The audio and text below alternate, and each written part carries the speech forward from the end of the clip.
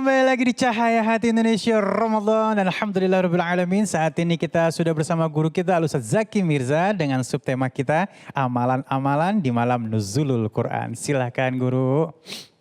Bismillahirrahmanirrahim.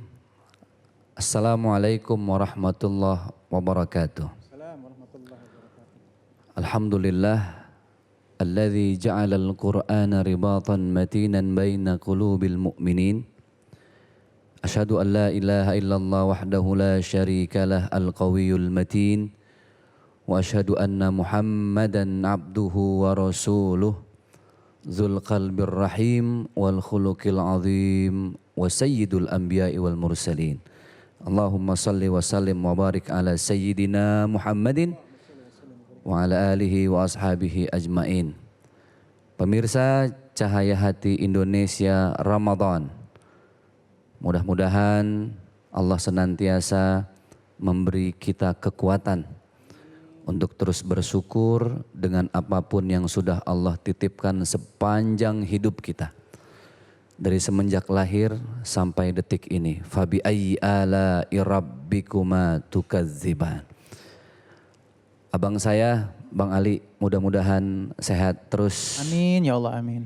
Semoga Bang Ali diberi keberkahan oleh Allah Subhanahu wa taala. Amin ya Allah ya Kirim. Sahabat-sahabat di Nada Sikah mudah-mudahan sehat walafiat. Abang, rambutnya brekele.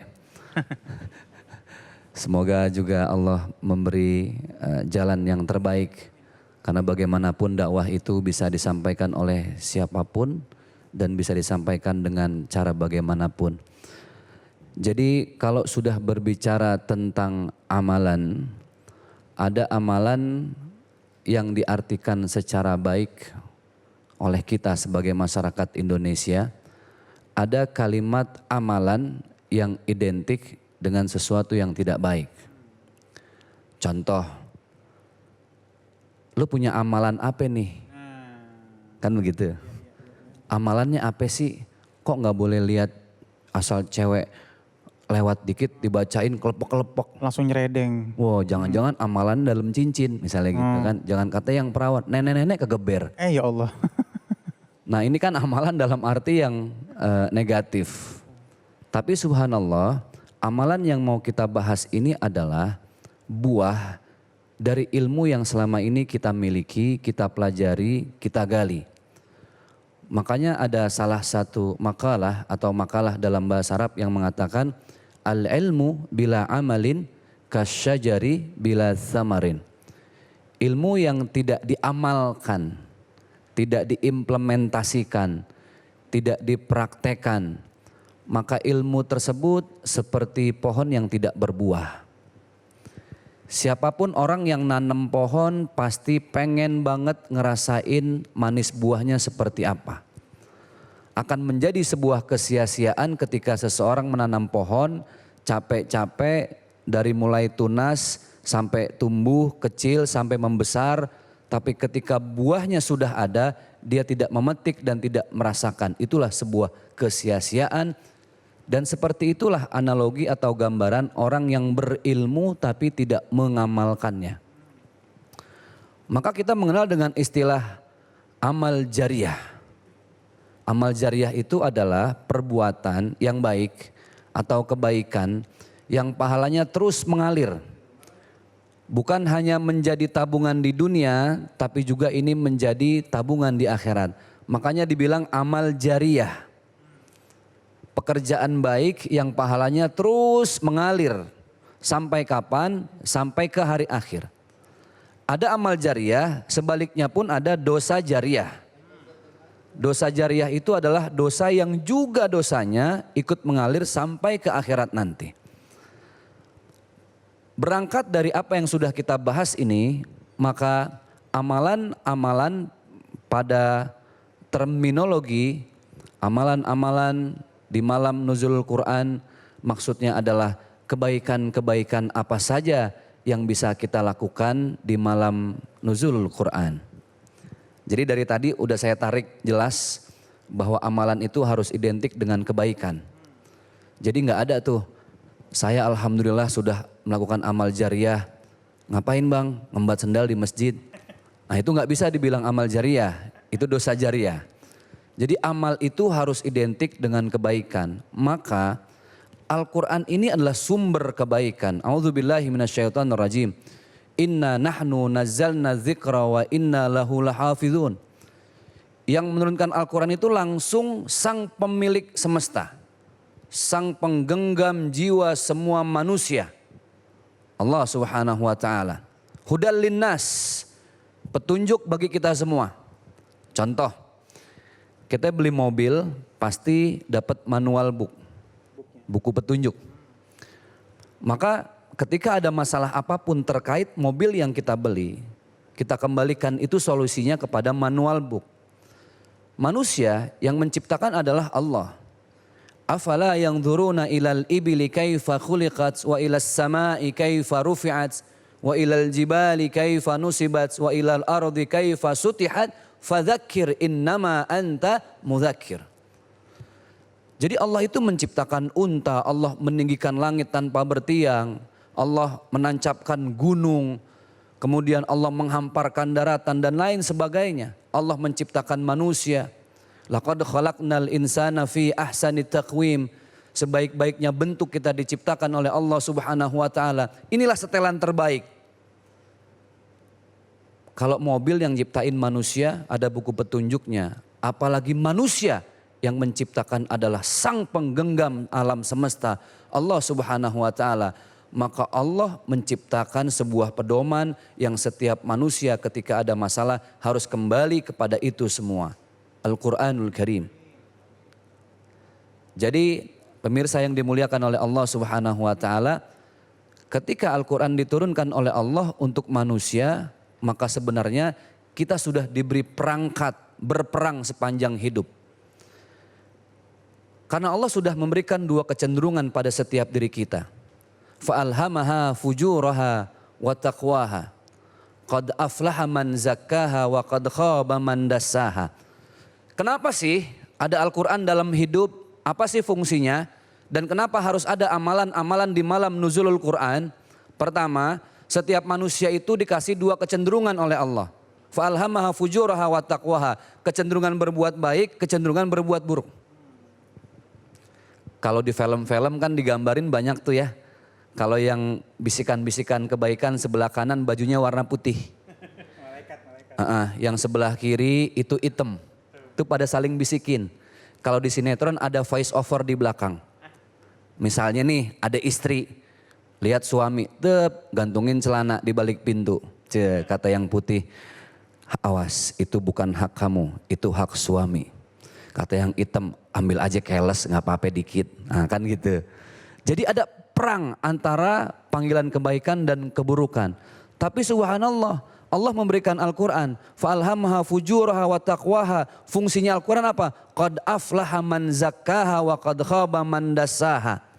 Manusia yang menang itu adalah manusia yang ketika mengembalikan masalah kepada Al-Quran, maka dia mengikuti kebaikannya. Contoh, di malam nuzulul Quran, bingung, aduh amalan apa yang mau kita lakukan ya. Yang pertama tentunya adalah dengan membaca Al-Quran itu tersebut. Kenapa? Karena Al-Quran memberikan kita hidayah sehingga Al-Quran memberikan solusi seperti yang tadi saya sampaikan. Qad aflaha man zakkaha. Misalnya di malam nuzul Quran kita galau, stres, bingung, masalah nggak selesai-selesai. Aduh, apa pergi ke dukun aja kali ya? Nauzubillah min dzalik.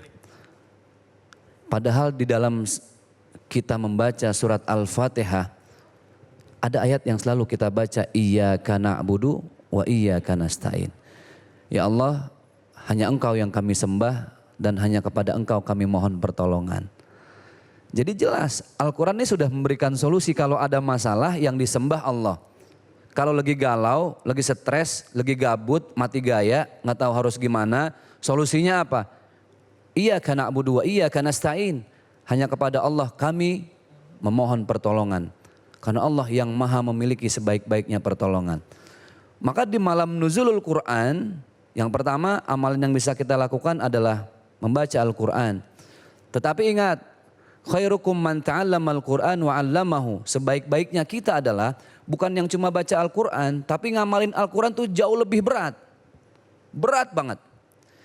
Kita tahu sedekah, sering dengar banyak ustadz ceramah, bersedekah, ayatnya faham.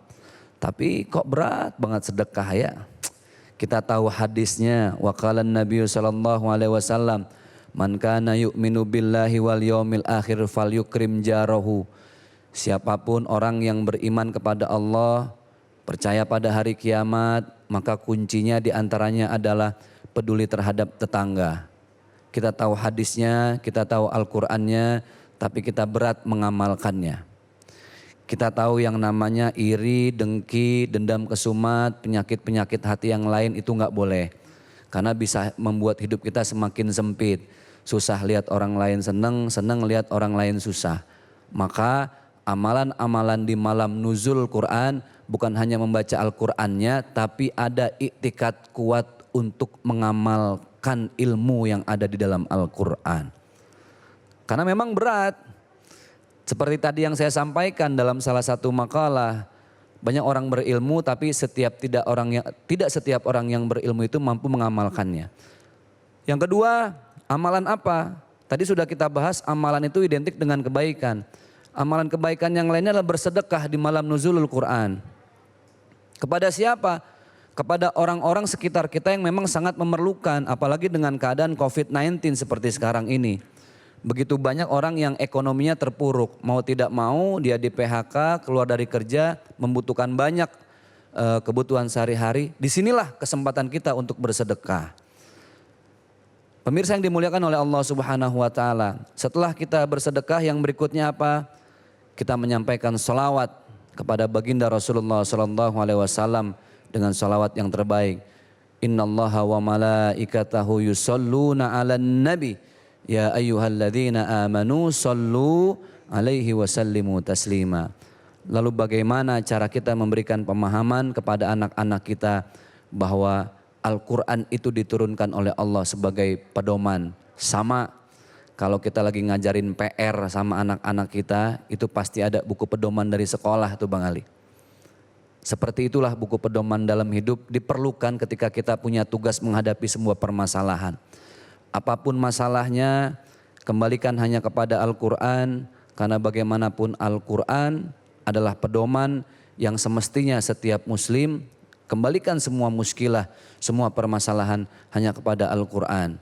Bayangkan Al-Quran ini menyatukan kita semua. Mohon maaf lahir batin, saudara-saudara kita yang non muslim, mohon maaf. Mungkin Al-Qurannya tidak menyatukan semua perbedaan. Salah satu contoh kitab suci saudara kita umat Nasrani ketika ada di Inggris bahasanya bahasa Inggris. Di Indonesia bahasanya bahasa Indonesia. Tapi Al-Quran subhanallah dimanapun kita baca bahasanya sama. Bismillahnya sama, auzubillahnya sama. Kita disatukan dengan Al-Quran, kita disatukan dengan kalimat Bismillahirrahmanirrahim. Maka amalan-amalan di malam nuzulul Quran, berikanlah amalan yang terbaik kepada Allah Subhanahu wa Ta'ala, supaya Allah juga memberikan pahala yang terbaik untuk kita di bulan Ramadan ini. Amin ya rabbal alamin. Masya Allah, terima kasih guru ilmunya. Siap. Yuk ya, semangat amalannya, insya Allah ini masih tinggal tersisa beberapa hari lagi Ramadan ya. Kalau bisa tiap hari terus tingkatkan ibadah kita. Jamaah yang dimuliakan Allah Subhanahu wa Ta'ala, sesaat lagi kita akan mendengarkan kisah-kisah para nabi yang insya Allah akan disampaikan oleh guru kita Syekh Fikri Thorik.